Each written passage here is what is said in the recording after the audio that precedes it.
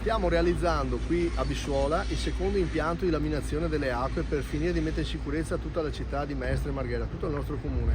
Uno degli impianti più grandi che ci sono in Italia, quello della Mestre l'abbiamo finito e adesso stiamo facendo questo e sarà operativo a metà del 2025. Abbiamo completamente, adesso stiamo recuperando tutte le aree dismesse che erano ancora piene di rifiuti, insomma stiamo sistemando tutto. Abbiamo tolto tutta roba vecchia, adesso facciamo una grandissima vasca di laminazione che servirà per raccogliere le acque, soprattutto delle grandi piogge, per evitare appunto l'alluvione in città, e ci stiamo preparando tecnicamente proprio, ed è una delle prime città che viene messa totalmente in sicurezza, che è proprio la città di Mestre. Siamo molto orgogliosi di questo.